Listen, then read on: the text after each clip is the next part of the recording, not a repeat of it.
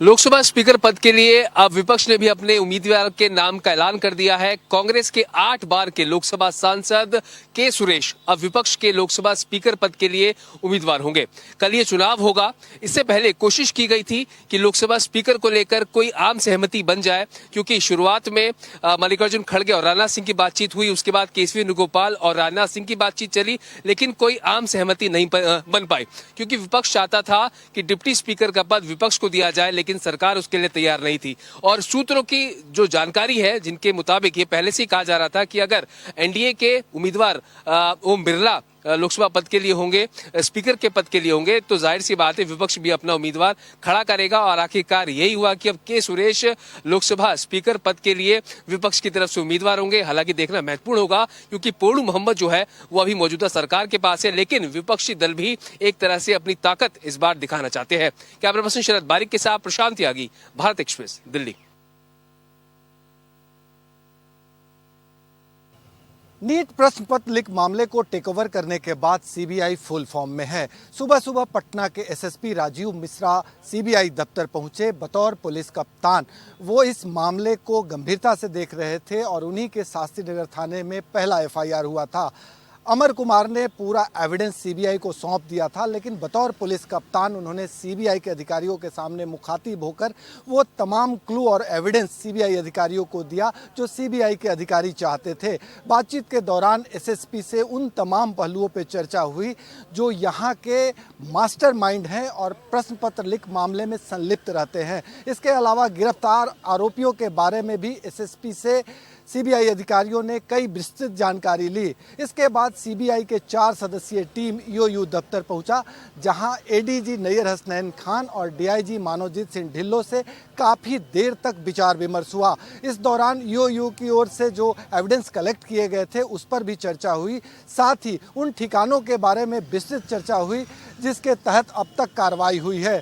कुल मिला के ईओयू और पटना पुलिस के सहयोग से सीबीआई आगे बढ़ना चाहती है और उन ठिकानों तक पहुंचना चाहती है जहां पहले अनुसंधान के क्रम में पुलिस अधिकारी जा चुके हैं। कुल मिला के सीबीआई अपनी स्थिति को स्पष्ट करते हुए अब आगे बढ़ना चाहती है और इस काम में पटना पुलिस और आर्थिक अपराध इकाई का भरपूर सहयोग लेना चाहती है। सहयोगी कैमरामैन राकेश के साथ भारत एक्सप्रेस के लिए पटना से आशुतोष कुमार। नीट मामले को लेकर के जहां एक तरफ आर्थिक अपराध इकाई अपना काम कर रही है पूरी ईमानदारी के साथ, हालांकि ये जो मामला है सीबीआई को ने टेक ओवर कर लिया है, लेकिन बिहार की बात करें तो जो राजनीतिक पार्टियां हैं एक दूसरे के ऊपर आरोप प्रत्यारोप लगा रही हैं। एक तरफ जहां सम्राट चौधरी ने कहा कि एक भी आरोपियों को नहीं छोड़ा जाएगा, चुन चुन करके उनको सज़ा दी जाएगी। तो इसके पहले की अगर बात करें तो विजय सिन्हा ने एक प्रेस कॉन्फ्रेंस करके एक फ़ोटो कॉल डिटेल साझा किया था प्रीतम कुमार का, जो सिकंदर कुमार के लिए गेस्ट हाउस बुक किए थे, जो उस कड़ी में एक वो उनका भी नाम है, उसका भी नाम है सिकंदर कुमार का। तो दूसरी तरफ कल आरजेडी के तरफ से एक्स पे एक पोस्ट किया गया जिसमें कि जदयू का संबंध बताया गया संजीव मुखिया और एलजेपी से, संजीव मुखिया की पत्नी और एलजेपी से।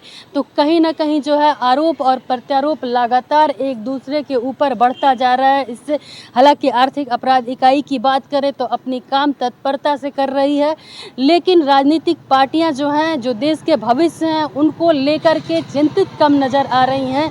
जो लिंक है उसको सज़ा दिलवाने के बजाय एक दूसरे के ऊपर आरोप लगाते हुए ज़्यादा दिख रही हैं। तो कहीं ना कहीं ये देश के भविष्य के खिलाफ, देश के भविष्य जो हैं उनके हित में नहीं है, जो छात्र हैं उनके हित में नहीं दिख रहा है। हालांकि जो काम है काफ़ी तेज़ी से हो रहा है, जो माफिया हैं उनके लगातार आरोपियों को गिरफ्तार किया जा रहा है, लेकिन अब देखने वाली बात क्या है कि क्या होता है आगे। हालांकि सम्राट चौधरी ने कहा, जो डिप्टी सीएम है बिहार के, उन्होंने कहा कि एक भी आरोपियों को छोड़ा नहीं जाएगा। पटना से भारत एक्सप्रेस के लिए ज्योति। उमस भरी गर्मी के साथ अब मौसमी बीमारियों ने भी दस्तक दे दी है। ऐसे में मौसमी बीमारियों के चलते हॉस्पिटलों में लंबी लंबी लाइनें लगती हुई दिखाई दे रही हैं। वहीं स्वास्थ्य विभाग के द्वारा भी लोगों को एडवाइजरी जारी की जा रही है कि जो डॉक्टरों के द्वारा स्वास्थ्य की सलाह दी जा रही है या जो भी दवाइयाँ दी जा रही हैं उनका सेवन करें। साथ ही पानी का ज़्यादा से ज़्यादा उपयोग करने की बात डॉक्टरों के द्वारा कही जा रही है। ऐसे में जो मौसमी बीमारियां हैं, उल्टी दस्त बच्चों को अधिक हो रही हैं क्योंकि पानी की कमी के कारण बच्चे इसका शिकार हो रहे हैं। ऐसे में स्वास्थ्य विभाग भी लगातार बच्चों की देखभाल के लिए उनके माँ बाप को जागरूक कर रहा है और हॉस्पिटलों की बात करें तो लंबी लंबी लाइनों की कतारें लगने से अव्यवस्था भी फैलती हुई दिखाई दे रही है। अब देखना होगा इस मौसमी बीमारियों की जद में आने वाले लोगों को कब तक राहत मिलती है, क्योंकि अधिकतर देखा जा रहा है कि बारिश होने के साथ ही उमस भरी गर्मी अपना प्रकोप दिखा रही है और उसके लोग शिकार होते हुए नजर आ रहे हैं। मनोज चौबे, भारत एक्सप्रेस, ग्वालियर। अयोध्या राम जन्मभूमि मंदिर में पानी के रिसने की खबर को लेकर आज राम मंदिर निर्माण समिति के चेयरमैन नृपेंद्र मिश्र ने खंडन किया है। नृपेंद्र मिश्र ने बताया है कि उन्होंने मंदिर परिसर में जाकर निरीक्षण किया है और वहां पाया है कि जो अंडरग्राउंड वायरिंग हो रही है, क्योंकि रामलला के मंदिर का निर्माण अभी चल रहा है, जो पाइप खुली है उसी पाइप के सहारे मंदिर परिसर के अंदर पानी गया है। हालांकि जैसे जैसे निर्माण कार्य पूरा होगा ये समस्या भी दूर हो जाएगी। वहीं दूसरी ओर नृपेंद्र मिश्र ने यह भी बताया है जो शिकायतें पुजारी की तरफ से की गई थी कि जहां भगवान श्री राम के मंदिर का जो गर्भगृह है, जहां रामलला विराजमान हैं, वहां पर पानी इकट्ठा होता है जब उनका अभिषेक किया जाता है, तो उस पे नृपेंद्र मिश्र का कहना है कि वो जो पानी है वहाँ पे ड्रेनेज की व्यवस्था जरूर की गई है, लेकिन वो भगवान के अभिषेक का पानी है जिसको एक जगह इकट्ठा करके दूसरी ओर बने सरोवर में वहाँ भी एकत्र किया जा रहा है, जिससे जो भक्त साधु संत अगर उस जल को चाहते हैं तो वो उसको प्राप्त कर सकते हैं। नृपेंद्र मिश्र ने यह भी बताया है कि रामलला के मंदिर का निर्माण इसी वर्ष 2024 दिसंबर में पूरा हो जाएगा और जो बचे हुए मंदिर परिसर के भाग हैं जहां पे मंदिर का निर्माण, अन्य मंदिरों का निर्माण होना है, वो भी 2025 तक पूरा हो जाएगा। कैमरा सहयोगी मानस के साथ मनमीत Gupta, Bharat express, Ayodhya.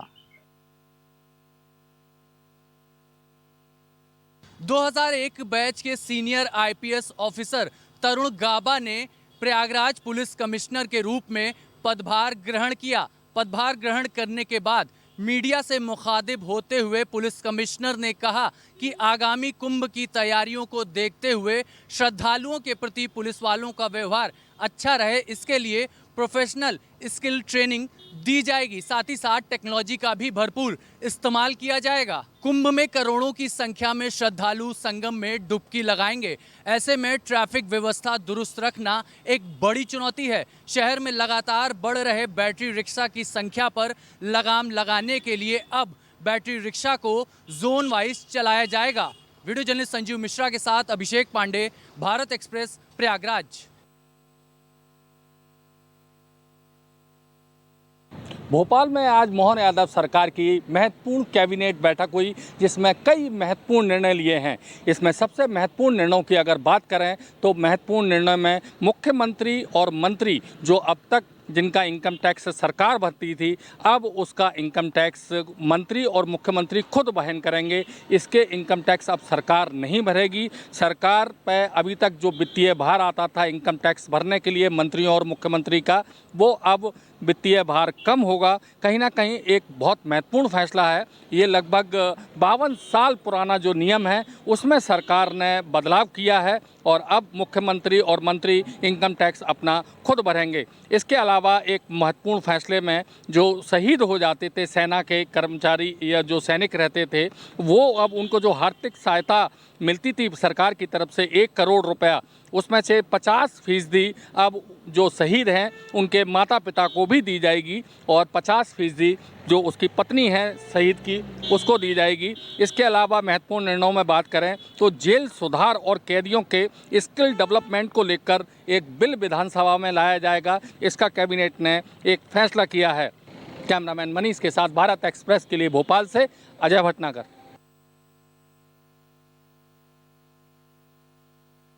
Rajkot gaming zone हादसे को आज 1 महीना पूरा हो गया है। आज ही के दिन गेमिंग जोन हादसा हुआ था राजकोट में, जिसमें 27 लोग जिंदा जल गए थे और ठीक 1 महीने बाद आज गुजरात कांग्रेस ने राजकोट बंद का ऐलान किया था, जिसको व्यापक समर्थन मिला है। पूरा राजकोट बंद रहा।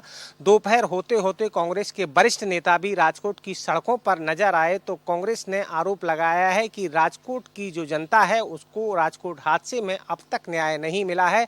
एसआईटी की जो जांच सरकार द्वारा की जा रही है उसमें लीपापोती की जा रही है, क्योंकि एसआईटी ने अब तक छोटे अधिकारियों को पकड़ा है, वरिष्ठ अधिकारियों पर कोई कार्यवाही नहीं हुई है।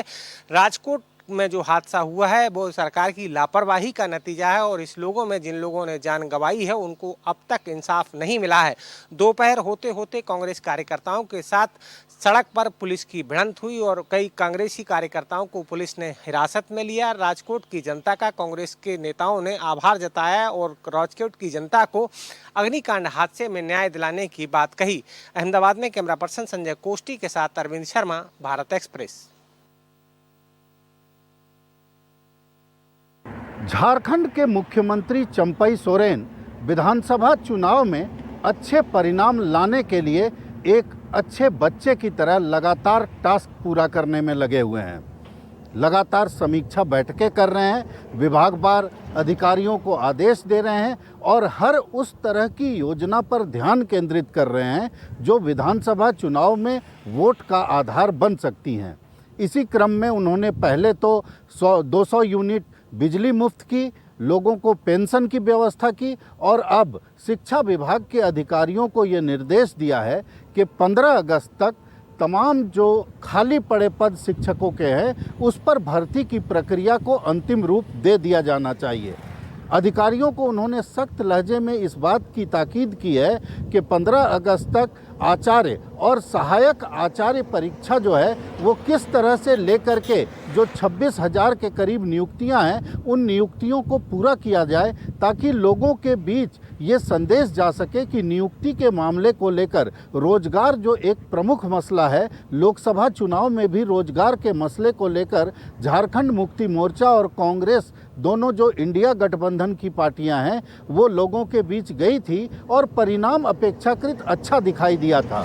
इसी बात को मद्देनज़र रखते हुए कहीं न कहीं चंपई सोरेन ये चाहते हैं कि रोजगार देने का जैसा कार्यक्रम हेमंत सोरेन अपने समय में कर रहे थे उसी कार्यक्रम को आगे बढ़ाया जाए और तमाम तरह के जितने भी खाली पड़े पद हैं उन पदों पर जल्द से जल्द नियुक्तियां की जाए। इसके लिए लगातार बैठकों का दौर जारी है और लगातार अधिकारियों को सख्त दिशा निर्देश दिए जा रहे हैं।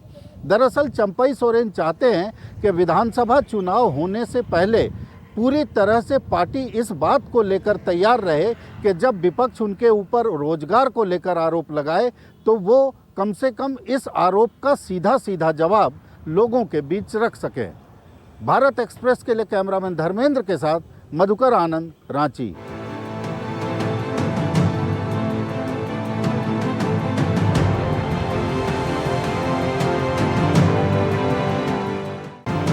इस बार की भीषण गर्मी ने जहां जनजीवन को बेहाल कर रखा था, वहीं शासन प्रशासन भी इससे काफी चिंतित है।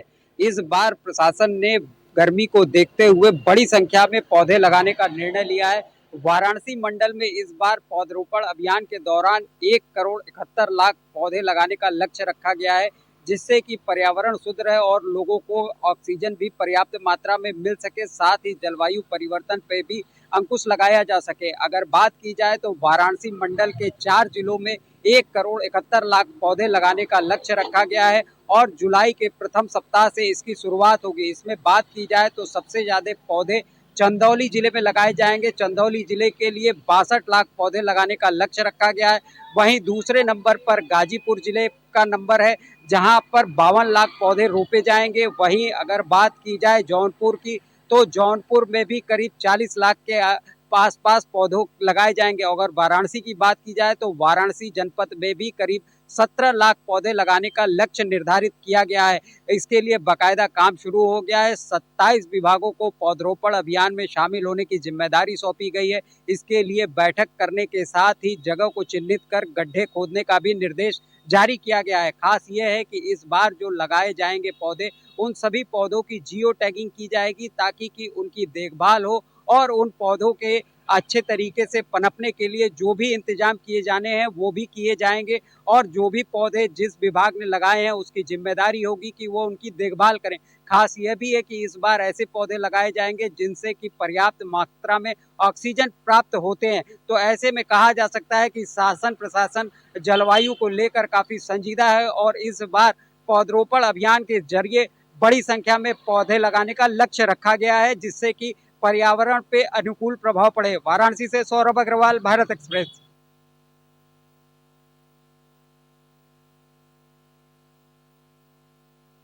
भारतीय जनता युवा मोर्चा के जिला उपाध्यक्ष मोनू कल्याणे के हत्यारे अर्जुन पथरोड़ और पीयूष पथरोड़ के घर पर नगर निगम का हथौड़ा आखिरकार चल ही गया, जिसकी गिरफ्तारी के बाद से लोगों को इंतज़ार था।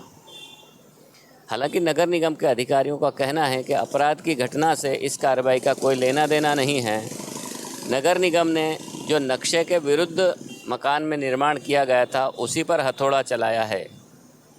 शनिवार रात को जब मोनू कल्याणे किसी राजनीतिक कार्यक्रम के बैनर पोस्टर लगवा रहे थे, उसी समय अर्जुन पथरोड़ ने मोनू के ऊपर गोली चला दी थी, जिसकी अस्पताल में मौत हो गई थी। अपराध की घटना के 30 घंटे बाद ही पुलिस ने अपराधियों को पकड़ लिया था और पूछताछ जारी है। इंदौर का एक स्टाइल है पुलिस का और नगर निगम का कि जब भी कोई अपराधी पकड़ा जाता है तो उसके घर पर नगर निगम की कार्रवाई ज़रूर होती है। इसीलिए लोगों को इंतज़ार था कि मोनू कल्याणे के आरोपियों पर भी इस तरह की कार्रवाई होगी, जो मंगलवार की दोपहर हो भी गई। पुलिस का मानना है कि इस तरह की कार्यवाही से अपराधियों के हौसले पस्त जरूर होते हैं। कैमरामैन इमरान खान के साथ जय व्यास, भारत एक्सप्रेस, इंदौर।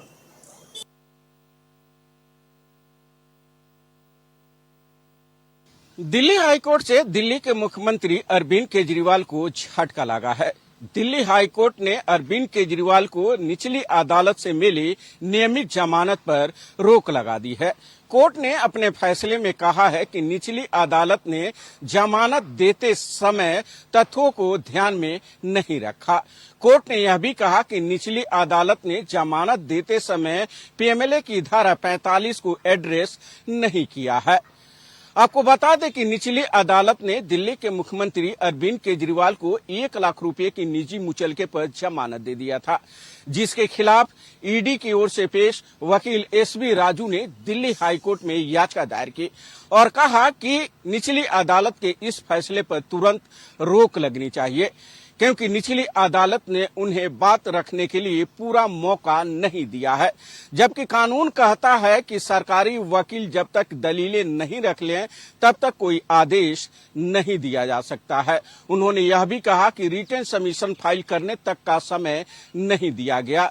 उन्होंने जो तीसरी बातें कही कि निचली अदालत ने खुद अपने फैसले में कहा है कि ईडी ने 1000 पेज का दस्तावेज दिए हैं जिसे हमने नहीं देखा है, यह गलत है। इस तरीके के आदेश सही नहीं है, जिसके बाद दिल्ली हाईकोर्ट ने तुरंत रोक लगा दी थी और दिल्ली हाईकोर्ट ने अपने पूर्ण फैसले में इस रोक को बरकरार रखा है। अब देखना होगा जब केजरीवाल की ओर से दायर याचिका पर सुप्रीम कोर्ट सुनवाई करेगा तो निचली अदालत के फैसले पर मुहर लगाता है या फिर हाईकोर्ट के फैसले पर। भारत एक्सप्रेस के लिए कैमरा पर्सन हुक्म सिंह के साथ गोपाल कृष्ण।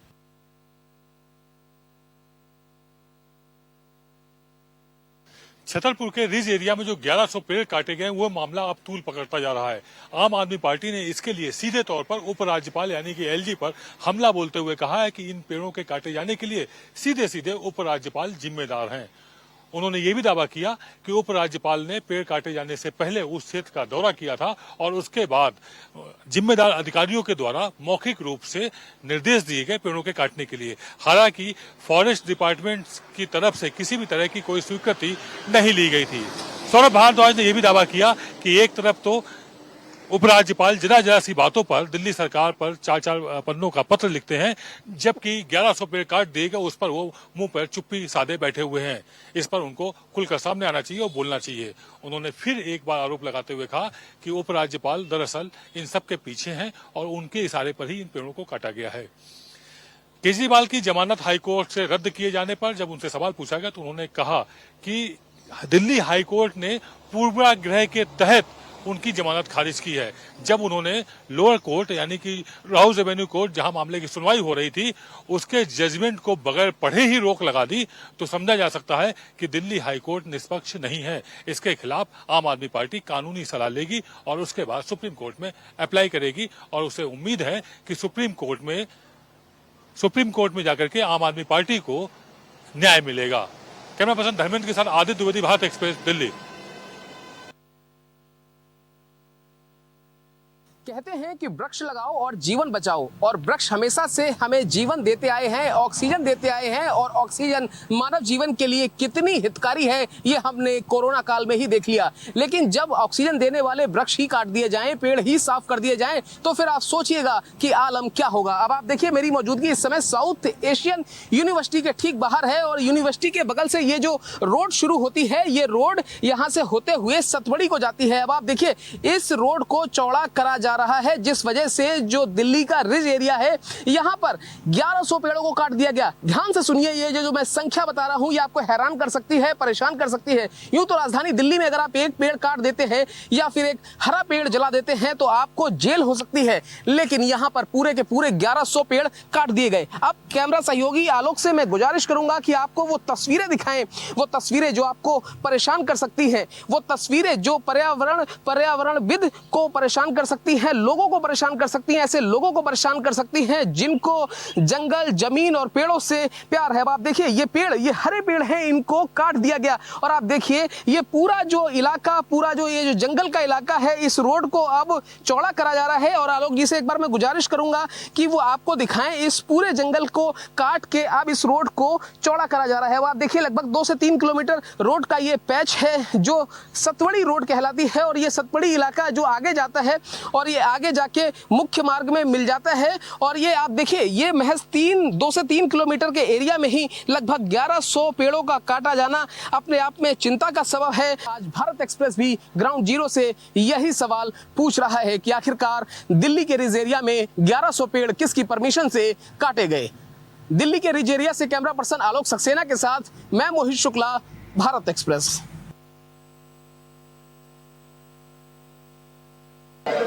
लोगों के खाने का स्वाद बिगड़ने वाला है और थालियों में परोसे जाने वाले सब्जियों के दाम भी बढ़ने वाले हैं, क्योंकि लगातार जिस तरीके से महंगाई की मार आम जनता झेल रही है उससे लोगों को निजात मिलता नजर नहीं आ रहा है। मुंबई में सब्जियों के दामों में उछाल देखा गया है। इस समय हम सबसे बड़े मार्केट में मौजूद है, एपीएमसी मार्केट। यहीं से सब्जियां मुंबई के लिए सप्लाई होती है। जो व्यापारी हैं वो सब्जियां यहीं से थोक उठाते हैं और जगह जगह सप्लाई करते हैं और बेचते। अगर टमाटर की बात करें तो टमाटर 100 रुपये से 150 रुपये किलो बिक रहा है। प्याज 40 से 50 रुपये किलो मिल रहा है। सबसे ज़्यादा महंगा प्याज, आलू और मिर्ची, और इसके साथ ही साथ बाकी जो सब्जियां हैं वो भी है। ऐसे में जिस तरीके से सब्जियों के दाम बढ़े हैं उससे आम जनता को कहीं ना कहीं महंगाई की जो मार है वो झेलनी पड़ेगी।